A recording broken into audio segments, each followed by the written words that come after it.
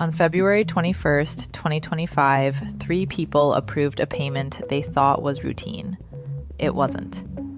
With that third click, they signed away $1.4 billion, the largest theft in human history.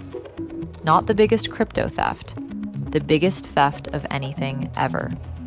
And whoever was on the other end of it was gone before anyone looked up. But here's the thing about stealing money this way. It doesn't disappear. It leaves a trail. Every dollar, every hop, sitting right out in the open, if you know how to read it. That's what this channel does. One real financial crime every episode, and I follow the stolen money until it dead ends. So I followed this one. All 1.4 billion of it. From one lying screen through roughly 7,000 Bitcoin wallets to the day the FBI put a name on it. In writing, on the record. And the name isn't a hacker. It isn't even a gang. Once you hear it, this stops being a story about money at all. Let's follow the money. First, you need to know what Bybit actually is, because it matters to how this happened. It's a crypto exchange, at the time the second biggest in the world. Billions of dollars of other people's money. And like any exchange that takes itself seriously, it kept the bulk of that money in what's called a cold wallet. Offline, locked behind multiple signatures. Several senior people had to approve before a single coin could move. On paper, basically unhackable. So the attackers didn't go after the wallet. They went after the people. Or really after what those people saw on their screens. Bybit signed its transactions through a service called Safe. Trusted, widely used, boring in the way security stuff is supposed to be boring. But according to Safe's own postmortem and the forensics firm Signia, the attackers got into a Safe developer's computer, and from there into the infrastructure running Safe's website. And then they did something genuinely clever. And honestly, kind of terrifying. They planted code that ignored every single user on Earth except one wallet. Bybit's. For everyone else, Safe worked perfectly. For Bybit, it quietly lied. So on the 21st, Bybit goes to run a normal, scheduled transfer. 3 signers open Safe. Their screens show exactly what they expect to see. But the thing their hardware wallets are actually signing? Completely different. It's a command that rewrites the wallet's own rules and points it at a contract the attackers had set up 2 days earlier. There's a name for this. Blind signing. What you see is not what you sign. And this is the part I can't get past. Those 3 people did nothing wrong. Their keys were fine. Their passwords were fine. They checked everything they were trained to check. Put yourself in that chair for 1 second. You clicked approve on a Tuesday, like 100 times before, and you will spend the rest of your career as one of the 3 people who signed. Not because you were careless, because the picture on the screen was the lie. The second that third signature landed, it was over. The attackers called 2 functions they'd buried in their contract. Sweep ETH and Sweep ERC20, and within minutes, 401,000 ETH plus a stack of staked ETH tokens drained straight out of the cold wallet. Then, about 2 minutes later, they quietly swapped the malicious code back out for a clean copy, closed the door behind them. And for the record, Bybit's own systems were never hacked. That's not me being nice to them. That's the forensic consensus. The break-in lived inside the tool everyone trusted. Okay, now the fun part. The money. This is the part I actually live for. Here's the wallet. And here's move number 1. 401,000 ETH, about $1.1 billion, straight into the attacker's address. Then a second chunk peels off on its own, the staked tokens. Think of those as deposit receipts for ETH, and here's why they matter. The companies that issue them can freeze them. So the attackers raced to swap them into plain, unfreezable ETH before anyone woke up. Watch the clock the whole time here. Speed is the tell. And one piece actually gets saved. 15,000 tokens, around $44 million, clawed back, because one protocol paused withdrawals fast enough to catch it. Somebody was awake. Hold on to that one, because it's pretty much the only good news in this whole story. Now watch what happens next, because this is where you can tell you're dealing with pros. The ETH splits out of the main wallet into around 50 fresh ones, roughly 10,000 ETH each. Amateurs move $1 billion in one straight line and get caught by Tuesday. You don't do that. You shatter it into pieces, and you push every piece through something that makes it hard to follow. Oh, and while this machine is running, somebody is watching it run. Live. An independent analyst who goes by ZachXBT is tracing these exact wallets in public. And within hours, he's telling the world he knows who's behind this. Hold that thought, because the tool the attackers leaned on hardest was this. Thorchain, a service that swaps Ethereum for Bitcoin with nobody sitting in the middle to say no. Elliptic figures around 85% of the money moved through it, well over $1 billion.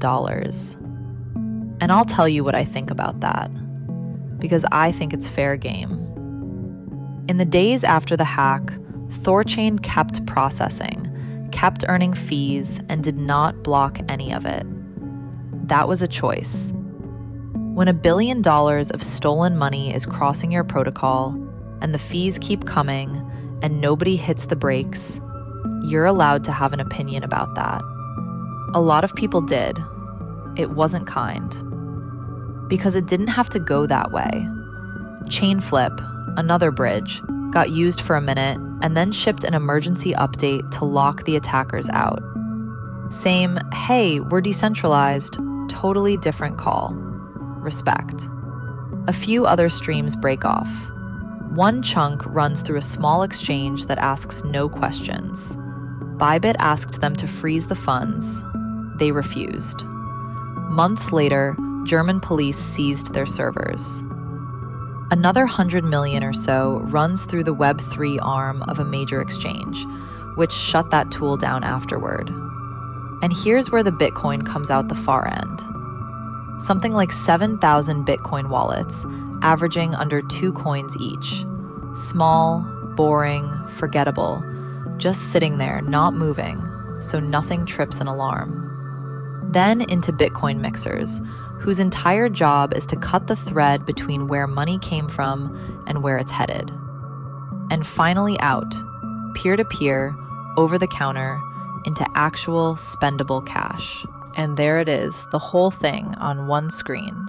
One wallet, one lie, and a machine for turning 1.4 billion stolen dollars into money you can actually spend. I traced every single hop of it. And you know what gets me? Almost none of this took a genius. It took a fake screen and a fast clock. Which leaves the question I opened this video with. Who builds a machine like this? 5 days after the theft, the FBI answered that question. They put a name on it. Not a hacker's alias, not a gang, a country. In a public alert, the Bureau wrote, and I'm reading this straight off the page, that North Korea was responsible for the theft of approximately $1.5 billion from Bybit, and they called the operation Traitor Trader. That's the FBI's call, on the record, not mine. And it's the reason this story doesn't end where you think it ends. Remember the analyst who was watching it live? He got there first, within hours, against the Bureau's 5 days. ZachXBT flagged what he identified as North Korea's Lazarus group and picked up a bounty for the ID, while firms like Elliptic, Chainalysis, and TRM followed the money into wallets that were already sitting on cash from older North Korean hacks. Same fingerprints, same playbook. And that's the thing people outside this world never get. The money doesn't just move, it repeats itself. So how did the recovery go? Rough. Let me give you the number that actually bugs me. By Bybit's own math, about 3.5% of it ever got frozen. Somewhere between $40 and $68 million. Remember the one save from the first hours? the piece that got caught because somebody was awake. That was what winning looked like in this story. It almost never happened again. The rest was laundered in something like 10 days. 10 days. That's the entire window between biggest heist in history and gone. There was one win later on. In the spring, German authorities seized that small exchange from earlier, along with tens of millions in assets, and investigators linked that platform to this laundering. The same platform that, for the record, denies knowingly laundering any of it. As for Bybit, they never saw the coins again. What they did was eat the loss. Emergency loans, financing, whatever it took to keep withdrawals open. And they had the books back to one in about 72 hours. Say what you want about crypto, that part they handled. The company survived. The money didn't come home. And here's why I said this stops being a story about money. This wasn't some guy buying a yacht. According to Chainalysis, North Korean operators pulled in around $2 billion in 2025 alone, and Bybit was the single biggest piece of it. Investigators and governments tie that money to the regime's weapons programs, which means the trail I just walked you down doesn't stop at a wallet. Follow it far enough, and it ends at a missile. Most of it's gone now, mixed, cashed out, dark, but most isn't all. Some of it is still sitting on chain right now, frozen in place, waiting. That's why this channel exists. One real financial crime every episode.